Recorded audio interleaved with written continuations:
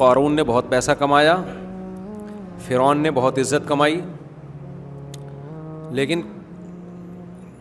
یہ شہرت, یہ عزت, یہ تباہی بربادی کا ذریعہ بن گئی. اس لیے اپنے ذہنوں میں یہ بات اچھی طرح بٹھا لیں کہ ایک آدمی جو جھونپڑی میں رہتا ہے,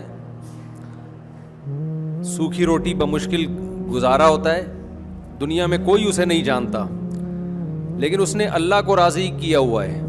خدا کی قسم وہ کروڑہ گنا خوش قسمت ہے اس شخص سے جس کے پاس دنیا کی ہر نعمت ہو مگر اللہ اس سے خوش نہ ہو.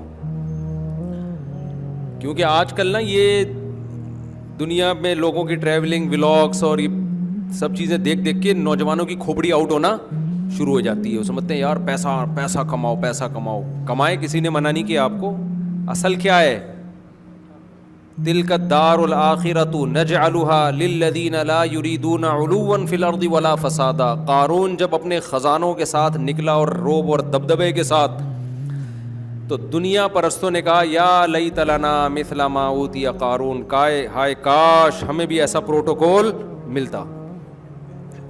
اس زمانے کے موٹیویشنل اسپیکر قارون کو اپنی مجلسوں میں بلاتے ہوں گے کہ آپ کی سکسیس کا راز کیا ہے. اس زمانے میں بھی تو ہوتے ہوں گے نا کوئی نہ کوئی, اپنی ورکشاپس میں ان کو بلاتے ہوں گے, پروگرام میں قارون تشریف لائیے, آپ کو ایوارڈ دیا جائے گا, آپ یہاں کامیابی تک کیسے پہنچے, اصل میں اسٹرگل میں کبھی مایوس نہیں ہوا. یہ ٹوپی ڈرامے قارون نے بھی بہت کیے ہوں گے.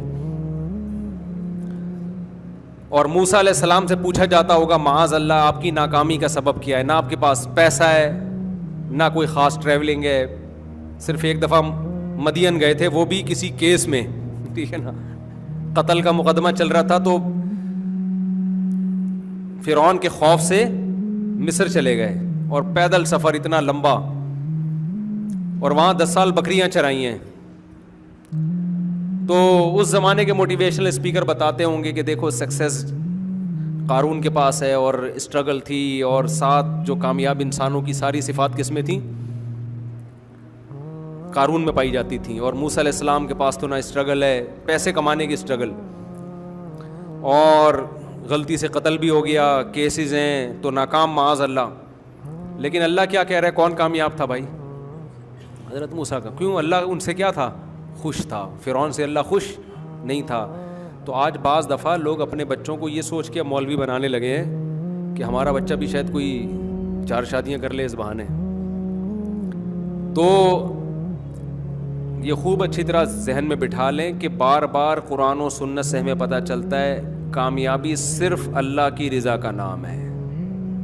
اور یہ جو دنیا کی چمک دھمک ہے نا, اس سے تو بالکل بھی متاثر ہونے کی ضرورت نہیں ہے. مرنے کے بعد سب کیا ہے, کیا ناروے, کیا سویڈن, کیا جاپان, کیا جرمنی, کیا کباب پراٹھے, کیا برگر, کیا پیزا, کیا 4 بیویاں, کیا 18 بچے, 15 میں 3 اور ایڈ کر لو, کیا جا رہا ہے, نہیں 22 کر لو چلو.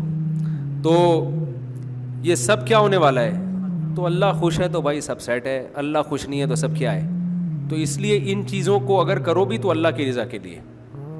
پیسہ کماؤ کس کے لیے؟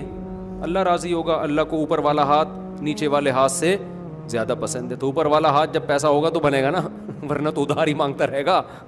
تو اس نیت سے کماؤ بھی, سفر بھی کرو اللہ کو راضی کرنے کے لیے. تو اصل مقصد اللہ کی رضا ہے. پھر یہ چیزیں مل جائیں تو ٹھیک ہے, نہیں ملے تو بھی کیا ہے, بلکہ نہ ملنے میں زیادہ ٹھیک, اس لیے کہ آزمائش کم ہو جائے گی آپ کی. غریب آدمی کی آزمائش کم ہے, پیسے والے کی آزمائش زیادہ ہے. تبھی حدیث میں آتا ہے کہ جنت میں غریب ہول سیل کے حساب سے ہوں گے, پیسے والے شارٹ ہوں گے جنت میں. کیوں؟ وجہ اس کی یہ کہ جب پیسہ آتا ہے تو نماز روزہ مارکیٹ سے شارٹ ہوتا ہے. غریب آدمی کے پاس کچھ ہے ہی نہیں تو چلو نماز ہی پڑھ لو یار, جا کے فلم تو دیکھ نہیں سکتے, نیٹ میں بیلنس ہی نہیں ہے, وائی فائی بھی ادھار لے رہا ہوتا ہے وہ لوگوں سے, تو وہ نماز پڑھنا اس کے لیے آسان ہے.